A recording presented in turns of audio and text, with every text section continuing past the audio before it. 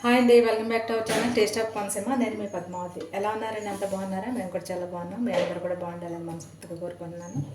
ఈరోజు వీడియోలో నేను ఒక లేడీస్ అందరికీ ఉపయోగపడే ఒక మంచి టిప్తో కూడిన వీడియో అనుకోవచ్చండి. అల్యూమినియం కుక్కర్లో మనం చాలా కాలం ముందు అల్యూమినియం వాడేవాళ్ళం కదా. ఇప్పుడే ఈ అల్యూమినియం అసలు వాడొద్దు అంటున్నారు. అంతా స్టీలు లేకపోతే కాపరు వాడుకోవాలంటున్నారు కదా. అలాంటప్పుడు మరి ఈ పాత కుక్కర్లు చాలా స్ట్రాంగ్గా ఉంటాయి కదండి. కుక్కర్లో అందులో ఈ పడే బుద్ధి ఏదో అలా అని మార్చి బుద్ధి అవ్వదు, అసలు అంత స్ట్రాంగ్గా ఉంటాయి. ఆ కుక్కర్లు మనకి లైఫ్ లాంగ్ యూజ్ అవ్వాలంటే నేను మీకు ఒక టిప్ చెప్తానండి. ఇదివరకు పాత కుక్కర్లు ఇలా ఉండేవి. ప్రెస్టేజ్ కుక్కర్ అండి. ఇది 12 లీటర్స్ కుక్కర్ అనుకుంటాను. ఇది గుర్తులేదు.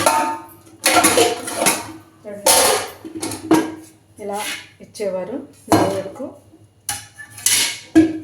ఎంత స్ట్రాంగ్ అండి, చాలా స్ట్రాంగ్. అసలు కుక్కర్లో మనం అసలు ఎంతకాలం వండి ఇంచుమించు 30 years అవుతుంది ఈ కుక్కరు. నేను ఇలా వాడుతూనే ఉన్నాను. ఇది ఇప్పుడు వాడొద్దు అంటున్నారు కాబట్టి గత కొంతకాలంగా డైరెక్ట్గా వాడట్లేదు అనమాట. అది నేను ఎలా వాడుతున్నాను మీకు నేను ఈరోజు చూపించాలని, ఇది మీకు కూడా యూజ్ అవుతుందని. ఎందుకంటే పాత కుక్కర్లో మీరు పక్కన పడేయకుండా నేను ఎలా వాడుతున్నాను, మీరు కూడా అలా వాడుకుంటారని నేను వీడియో చేస్తున్నాను. వీడియో మీకు చాలా యూజ్ఫుల్ అవుతుందండి. ఈ కుక్కర్లో అయితే మనం తీసి పక్కన పడేయలేము, అలా అని వాడలేము, కానీ వాడచ్చు. ఎలా వాడాలనేది నేను మీకు చూపిస్తాను. ఈ కుక్కర్లో ఇలా గిన్నెలు ఇచ్చేవాడు ఇదివరకు. మనం ఈ కుక్కర్లో రైసు, అలాగే దీంట్లో పప్పు, ఇంకొక గిన్నె అంటే 3 గిన్నెలతో పాటు ఈ కుక్కర్ వచ్చిందండి.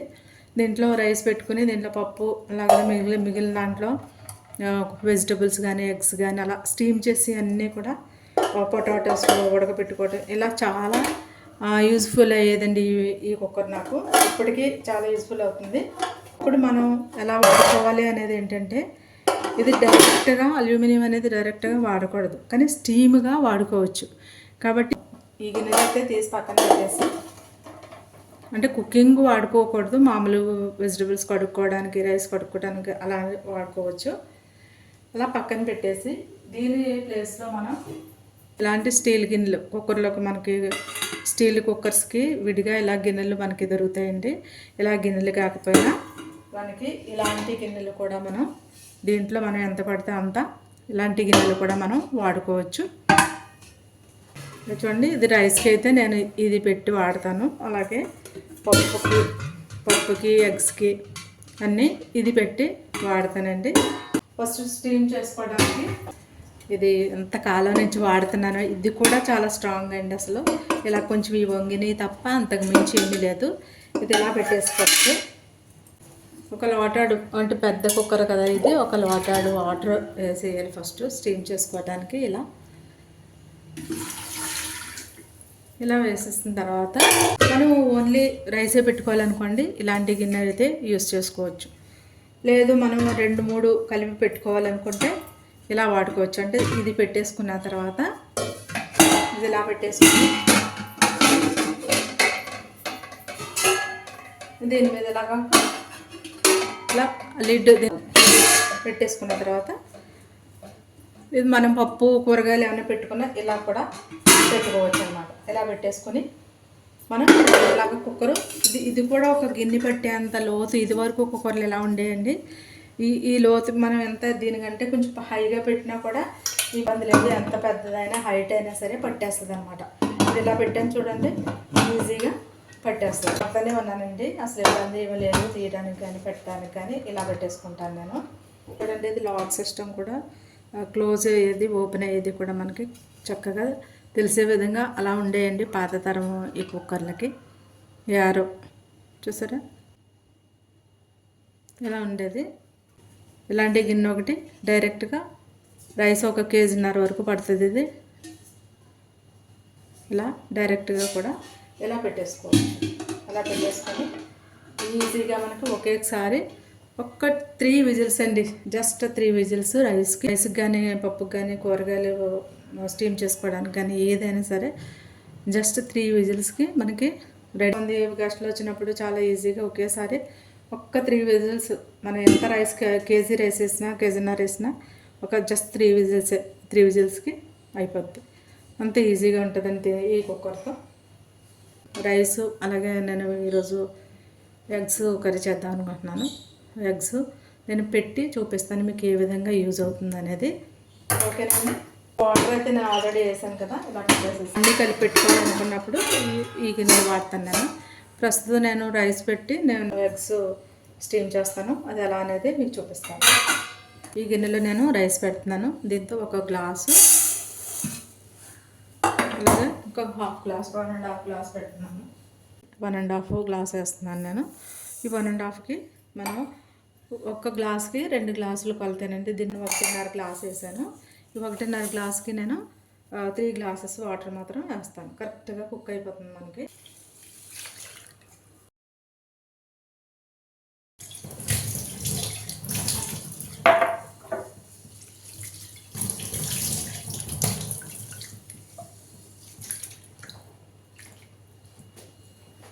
టూ టైమ్స్ రైస్ కడిగేసి 1.5 గ్లాస్ వేసాం కదండి రైస్, 3 గ్లాసెస్ వాటర్ వేసుకోవాలి.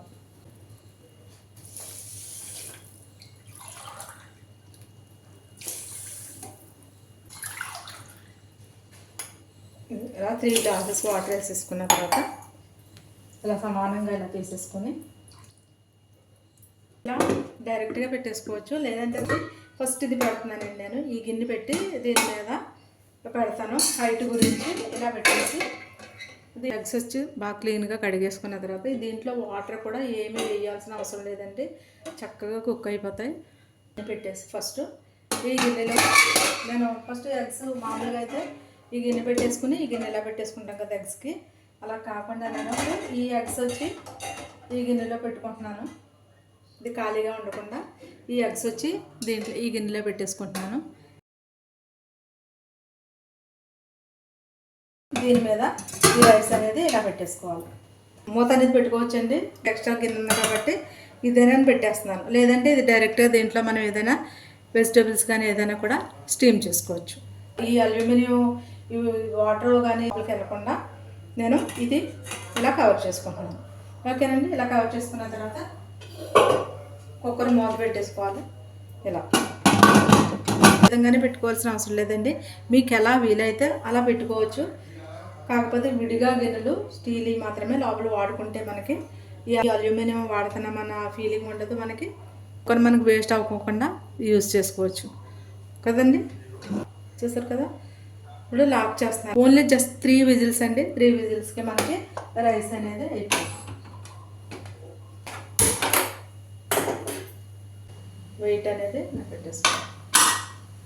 అలాగే ఇప్పుడు కుక్కర్ల కంటే ఈ స్టీల్ కుక్కర్లు వాడుతున్నాం కదండి, స్టీల్ కుక్కర్ల కంటే ఈ పాత కుక్కర్లో ప్రెస్టేజ్ కుక్కర్ ఏదైతే ఉందో అది చాలా చాలా బాగా త్వరగా అయిపోద్దండి. మరి దాంట్లో ఉన్న ఇదేంటో నాకు తెలియదు కానీ అసలు ఎంత మందంగా ఉంటాయి అంటే ఈ కుక్కర్లు చాలా మందంగా ఉంటాయి. ఇప్పుడు వచ్చి కుక్కర్లు అంత మందంగానే లేవు, అంత తొందరగా విజిల్స్ కూడా రావట్లేదు, అలాగే త్వరగా కుక్ అవ్వడం కూడా అవ్వట్లేదు. నేను చూస్తున్నాను కదండి, మిగిలిన అన్నీ కూడా కుక్కర్లే వాడతాను ఎక్కువ.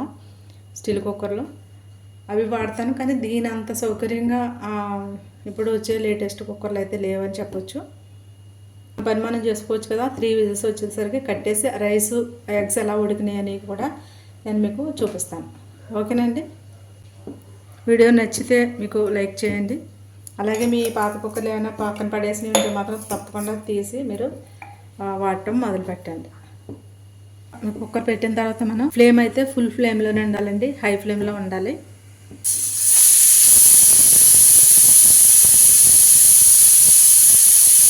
ఇది రెండో విజిల్. ఇది ఇంకొక విజిల్ వస్తే మనం కట్టేయచ్చు. అది జస్ట్ ఒక 5 మినిట్స్ కూడా పట్టదు మనకి విజిల్స్ రావడానికి. ఇది మూడో విజిల్. ఇది కుక్కర్ విజిల్స్ అయిపోయిన తర్వాత ప్రెషర్ పోయిన తర్వాత మనం ఆ కుక్కర్ మూత అనేది తీసుకోవాలండి. వెయిట్ తీసి అప్పుడు ఆ మూత అనేది తీసుకోవాలి. వెయిట్తో పాటు మూత తీయకూడదు, వెయిట్ తీసేసి పైన అప్పుడు మూత తీసుకోవాలి. నేను ప్రెషర్ అంతా పోయిన తర్వాత మీకు ఆ మూత అనేది ఓపెన్ చేసి రైస్ ఎలా ఉడికింది అనేది మీకు చూపిస్తాను. చూడండి, ప్రెషర్ పోయింది లేదు చూద్దాం. ఇలా పూర్తిగా పోయే వరకు మనం వెయిట్ చేయాలి. మనకు నిజం చెప్పాలంటే ఈ కుక్కర్ మనకి స్టవ్ మీద పెట్టిన తర్వాత విజిల్స్ రావడం కంటే ఈ ప్రెజర్ పోయే వరకు వెయిట్ చేయడమే కొంచెం టైం పడుతుంది మనకి. ఇలా ప్రెజర్ అంతా పోయే వరకు తీసేసుకోవాలి. ఇప్పుడు మూత అనేది తీసి చూపిస్తాను మీకు.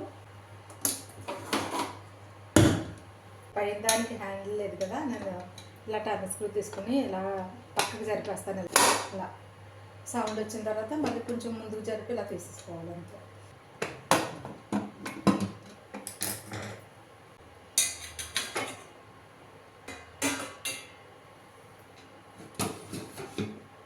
చూడండి రైస్ అసలు ఎంత బాగా కుక్ అయిందంటే అంత బాగా కుక్ అయింది. చూసారా, చక్కగా పొడి పొడిలో ఆడుతూ ఉంటుందండి రైస్.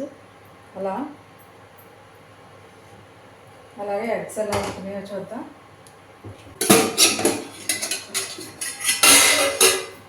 ఎంత బాగా ఉడుకుతుంది.